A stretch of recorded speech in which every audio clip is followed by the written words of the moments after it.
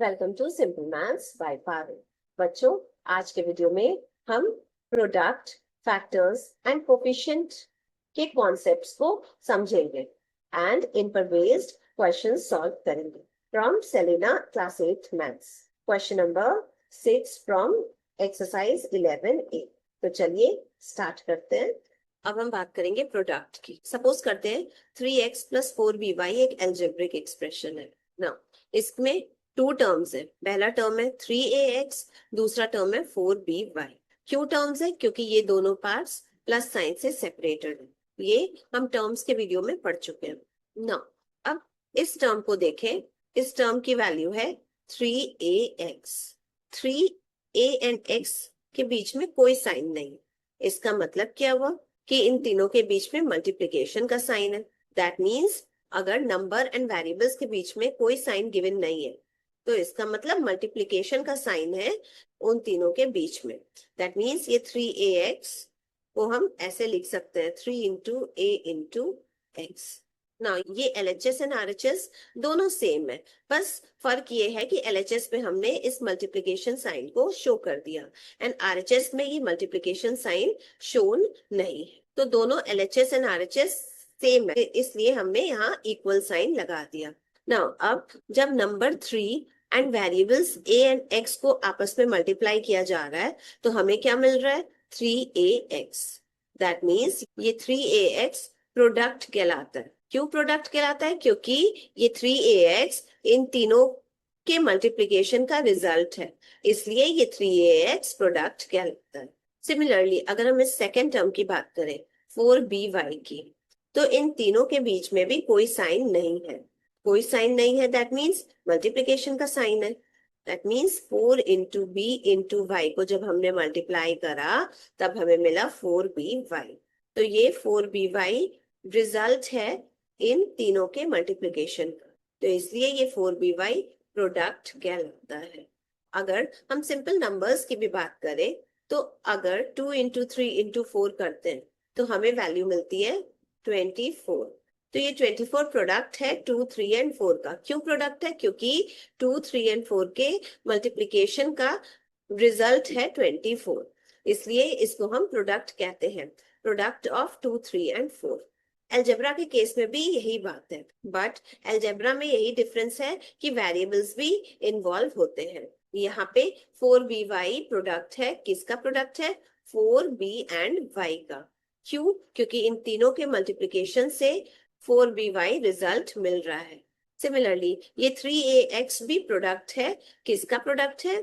3a and x का, because in तीनों के मल्टीप्लिकेशन से रिजल्ट मिल रहा है 3ax। तो 3ax प्रोडक्ट हो गया 3a एंड x का। सो ये है प्रोडक्ट का मतलब। एक बार हम प्रोडक्ट की डेफिनेशन भी समझ लेते हैं। When two or more numbers constants भी हो सकते हैं, वेरिएबल्स भी, और दोनों एक साथ भी हो सकते हैं। When two or more numbers are multiplied together, the result is called product. For example, देखिए, जब दो या दो से ज्यादा नंबर, यहाँ पे ये दो वेरिएबल्स हैं एंड ये एक नंबर है, तो यहाँ पे दो वेरिएबल एंड एक नंबर मल्टीप्लाई हो रहा है, तो जो रिजल्ट मिल रहा है ये प्रोडक्ट कहलाता है।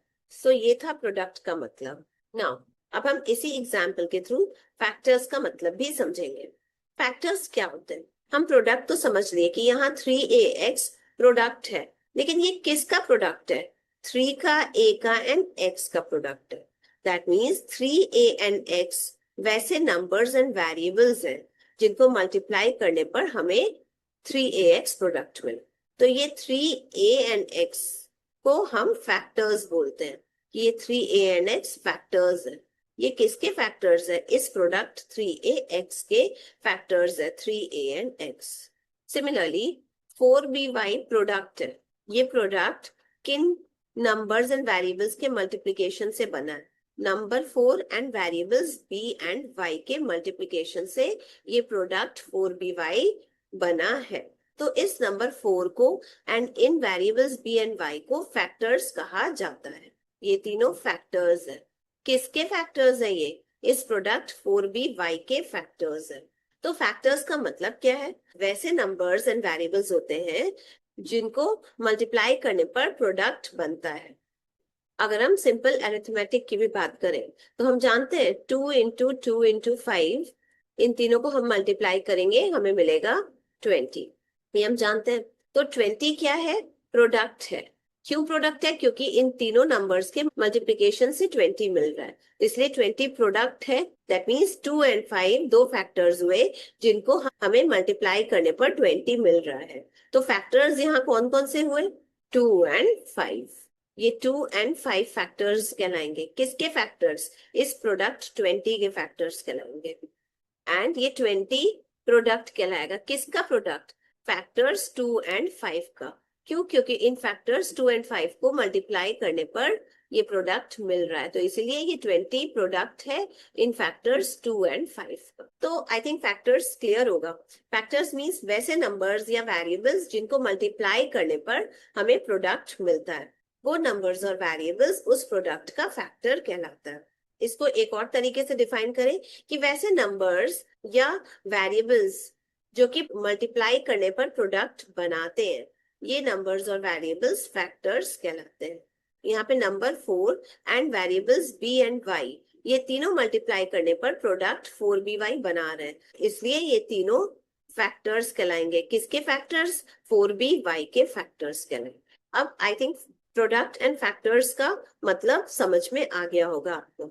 तो देखिए, किसी भी अलजेब्रिक एक्सप्रेशन में जो टर्म्स होते हैं, ये टर्म्स और कुछ नहीं बल्कि फैक्टर्स का प्रोडक्ट है। यहाँ 3ax एक टर्म है, ये 3ax क्या है? कुछ भी नहीं है, ये प्रोडक्ट है। 3ax प्रोडक्ट है। किसका प्रोडक्ट है?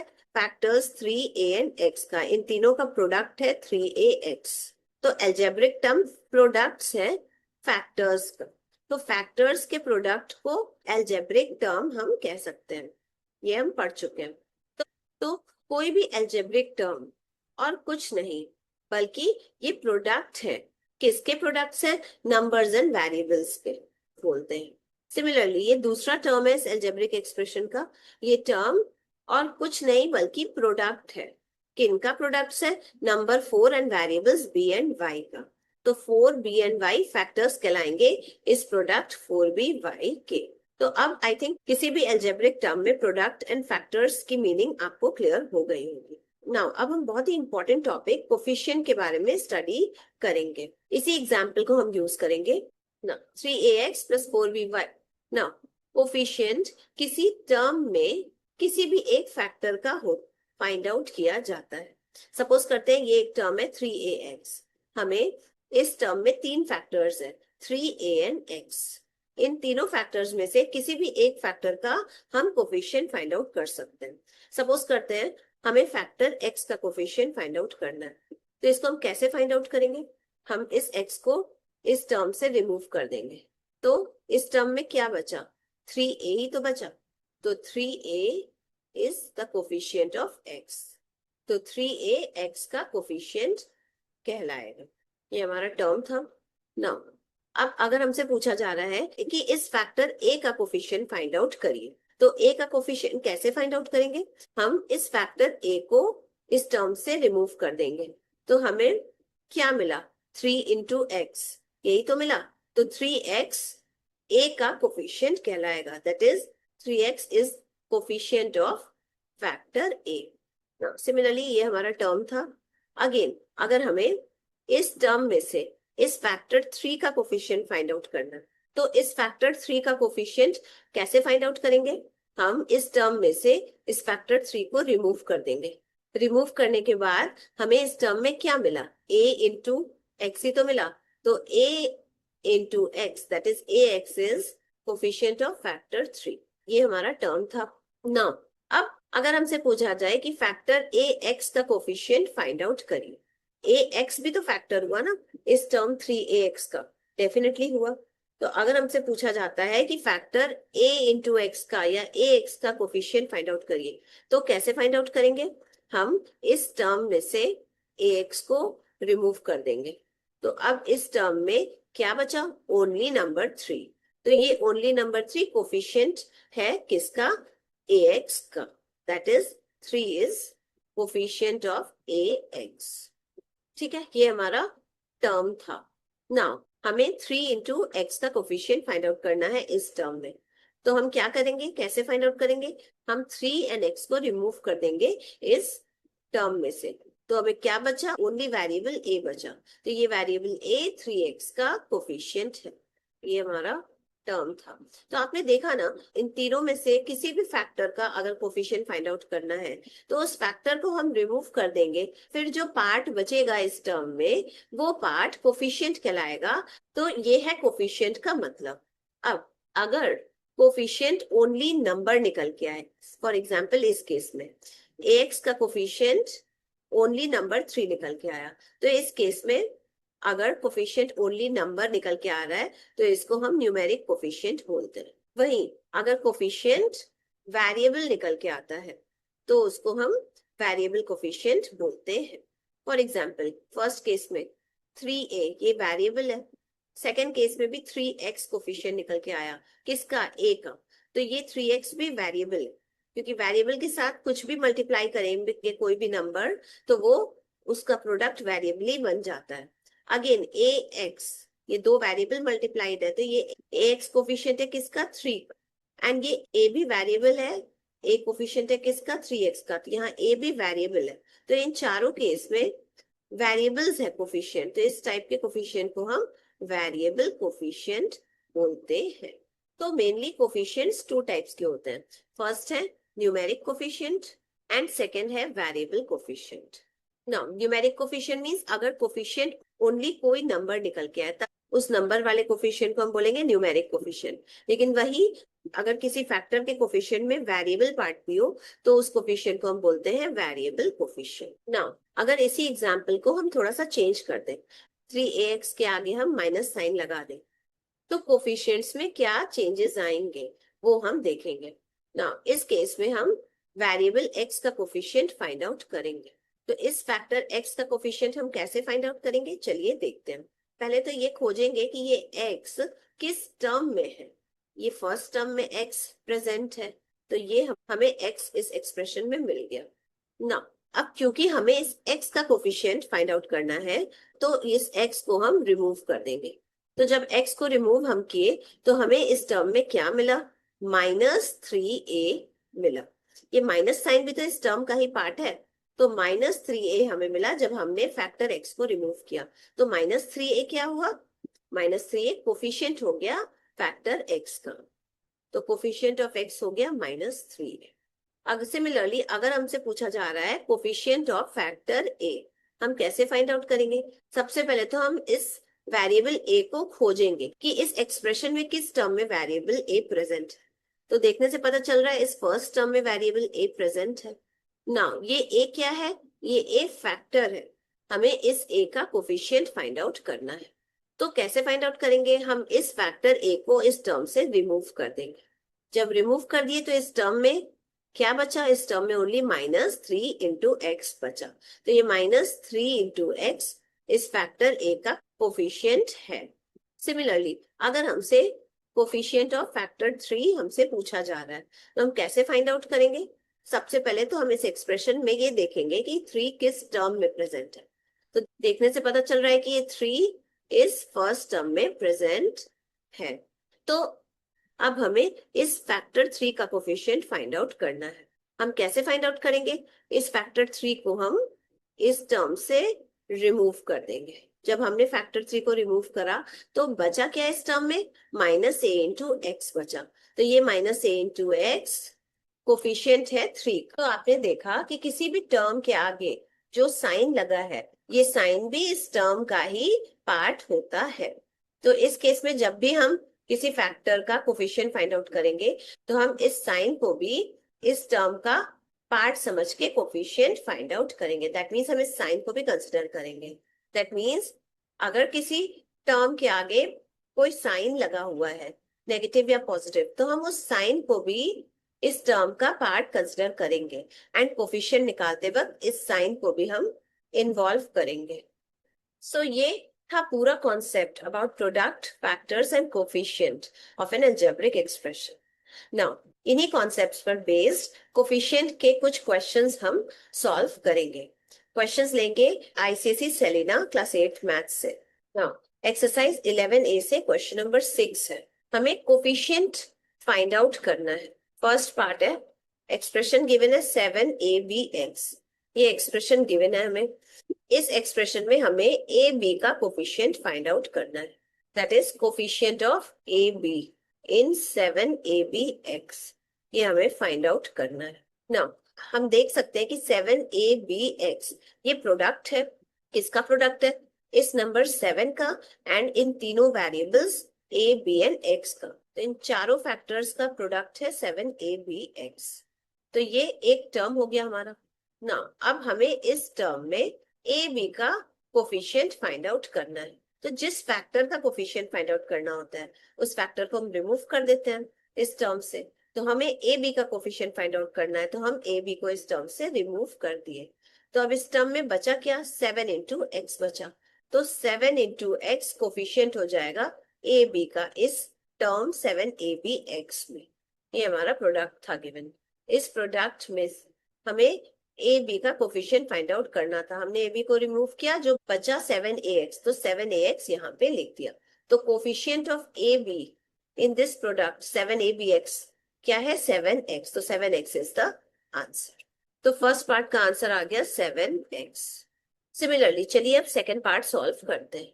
सेकेंड पार्ट में एक्सप्रेशन गिवन है 7abx। अगेन इस प्रोडक्ट में या इस टर्म में हमें 7a का कोफिशिएंट फाइंड आउट करना है, that is coefficient of 7a हमें फाइंड आउट करना है।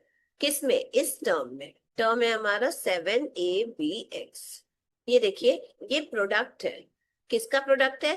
7 का, a का, b एंड x का, इन चारों का प्रोडक्ट है 7abx। तो 7a b and x factors हो गए इस पूरे प्रोडक्ट के। तो हमें 7a का कोफिशिएंट फाइंड आउट करना है। हम जानते हैं कैसे फाइंड आउट करेंगे, हम इस टर्म में से 7a को रिमूव कर देंगे। हमें मिला क्या? b इंटू एक्स मिला, तो ये bx कोफिशिएंट हो जाएगा इस फैक्टर 7a का। वापस यहाँ 7a लिख देते हैं, तो ये bx जो है कोफिशिएंट हो गया फैक्टर 7a का। ये bx इज द आंसर। तो सेकंड का आंसर हो जाएगा b into x. Now third part solve करते हैं। थर्ड पार्ट है कि 5x स्क्वायर का हमें कोफिशिएंट फाइंड आउट करना है in this expression. Expression given है 5x स्क्वायर माइनस 5। इस एक्सप्रेशन में 5x स्क्वायर का कोफिशिएंट फाइंड आउट करना है। 5x स्क्वायर हमारा फर्स्ट टर्म में है, प्रेजेंट है, ये हमारा फर्स्ट टर्म। ना इस 5x स्क्वायर को हम 1 से मल्टीप्लाई कर सकते हैं, डेफिनेटली कर सकते हैं, क्योंकि कोई भी नंबर या वेरिएबल को हम 1 से मल्टीप्लाई करेंगे तो हमें वही वेरिएबल मिलेगा। यहाँ 5x स्क्वायर भी एक वेरिएबल है, इसको भी हमने 1 से मल्टीप्लाई करा तो हमें क्या मिलेगा? 5x square. तो हम ये लिखे या ये लिखे, बात एक ही है। तो इसीलिए 5x स्क्वायर को हम 1 से मल्टीप्लाई कर दिए। तो अब ये फर्स्ट टर्म में हमारा 1 भी मल्टीप्लाई हो गया 5x स्क्वायर। अब देखिए हमें इस 5x स्क्वायर का कोफिशिएंट फाइंड आउट करना है। तो इस कैसे फाइंड आउट करेंगे? हम इस 5x स्क्वायर को इस टर्म से डिलीट कर देंगे। इस टर्म से जब 5x स्क्वायर हमने रिमूव करा तो हमें क्या मिला? ओनली फैक्टर 1 मिला। तो ये 1 जो है वो कोफिशिएंट है 5x स्क्वायर का। ये गिवन था हमें, ये वापस से हमने लिख दिया 5x स्क्वायर यहाँ पे। तो इस 5x स्क्वायर का कोफिशिएंट कितना हुआ? 1। सो 1 is the answer of this third part. जिस फैक्टर का हमें कोफिशिएंट फाइंड आउट करना होता है उस फैक्टर को हम उस टर्म से रिमूव कर देंगे। फिर जो जो फैक्टर्स उस टर्म में बचे हैं वो फैक्टर्स कोफिशिएंट कहलाएंगे, वो रिमूव किए गए फैक्टर का। नाउ फोर्थ पार्ट सॉल्व करते हैं। एक्सप्रेशन गिवन है ये a square minus 8ax plus a, ये एक्सप्रेशन गिवन है।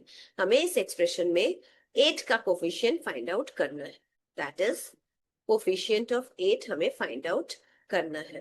कैसे फाइंड आउट करेंगे? सबसे पहले तो हम सर्च करेंगे कि इस एक्सप्रेशन के किस टर्म में 8 गिवन है। a इस सेकेंड टर्म में यहाँ 8 गिवन है। तो अब हमें इस 8 का कोफिशिएंट फाइंड आउट करना है। इसके लिए हम इस फैक्टर 8 को इस सेकेंड टर्म से रिमूव कर देंगे। जब हम इस सेकेंड टर्म से रिमूव किए तो हमें क्या मिला? Minus ax। देखिए यहाँ इसके पहले माइनस साइन भी है, तो ये माइनस साइन भी इस टर्म का पार्ट होगा, ये हम देख चुके हैं। तो बचा क्या? माइनस ax बचा। तो फैक्टर 8 को रिमूव करने पर सेकेंड टर्म में बचा क्या, माइनस ax बचा, तो ये माइनस ax कोफिशिएंट ऑफ 8 कहलाएगा। ये 8 यहाँ वापस से लिख देते हैं, तो इस 8 का कोफिशिएंट माइनस ax कहलाएगा। सो फोर्थ पार्ट का आंसर है minus ax। Now fifth part solve करते हैं। ये एक्सप्रेशन गिवन है, एक्सप्रेशन है X square minus 4xy plus Y square, ये एक्सप्रेशन है। हमें 4xy का कोफिशिएंट फाइंड आउट करना है। तो इस एक्सप्रेशन में सबसे पहले हम सर्च करेंगे कि 4xy कहाँ है। 4xy हमारा ये है, इस सेकेंड टर्म में 4xy प्रेजेंट है।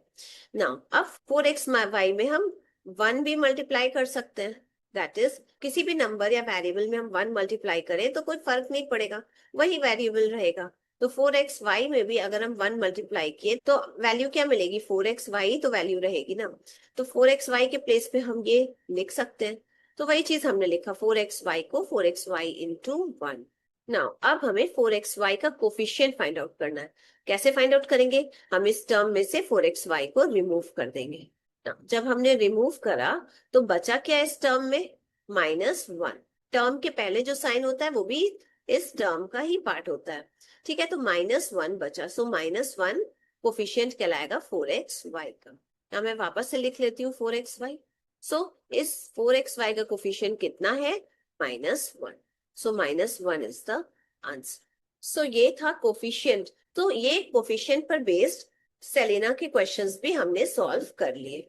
उम्मीद है आपको आज का वीडियो पसंद आया होगा and product, factors and coefficient से रिलेटेड जितने भी डाउट्स हैं वो क्लियर हो चुके होंगे। अगर और कोई क्वेश्चन है आपके पास तो आप कमेंट सेक्शन में कमेंट करके जरूर पूछें, मैं उसका रिप्लाई वहीं कर दूंगी। मिलते हैं नेक्स्ट वीडियो में जहां हम further topics from algebra discuss करेंगे। Thank you and bye bye.